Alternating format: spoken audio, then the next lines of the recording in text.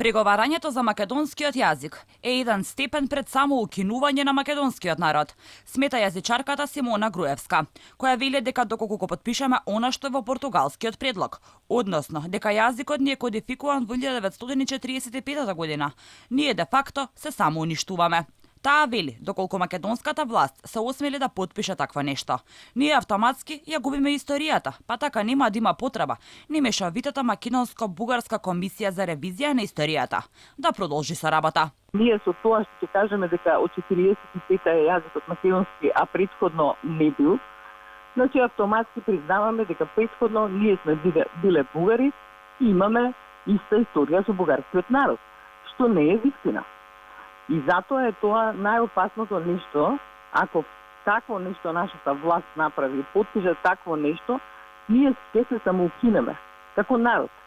Веќе немаме ништо на што ќе можеме да се изделиме како посебен народ. Значи тоа е многу опасно нешто. Професорката посочува дека никаде во светот не се преговара за име и јазик на една нација, само во Македонија. Вели, не знае зошто воопшто сме доведени во ситуација каде треба да докажуваме она што сме.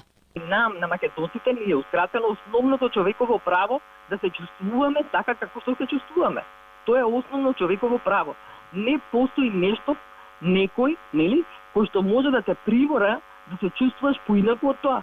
Јас одбивам да прифатам дека некој има таква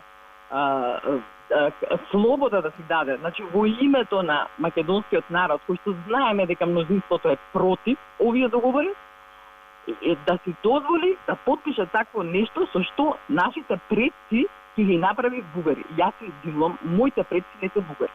Ниту пак сум јас бугарка. Вчера во медиумите веќе излегоа делови од португалскиот предлог, каде се потврдува она за кое власта цврсто тврдеше дека го нема, односно преговарање за јазикот. Дека јазикот е ставен на маса за преговори, пишуваа претходни и бугарските медиуми. Весникот 24 часа пред неколку недели пишуваше дека Заев како компромис со Бугарија за отстранување на ветото понудил и формулација дека бугарите и македонците говорат ист јазик, но различен, кои се светски признаени одделно. Под наслов «Компромисот на Заев» говориме на ист јазик, но меѓусобно признат како два различни.